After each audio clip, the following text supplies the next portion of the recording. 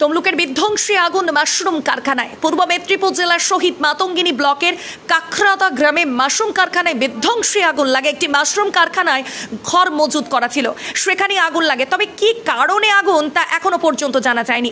আগুন নিয়ন্ত্রণে আনতে এলাকাবাসীরা হাত লাগিয়েছে। কারখানার আশপাশে ঘর থাকা এলাকায় আতঙ্ক ছড়িয়ে পড়েছে, তবে এখনো আগুন নিয়ন্ত্রণে আনা সম্ভব হয়নি। ঘিঞ্জি এলাকা থাকার কারণে আগুন নিয়ন্ত্রণে আনতে সমস্যা হচ্ছে। তবে দমকলকে জানানো হয়েছে, এখনো এসে পৌঁছায়নি। Bureau report, RK news.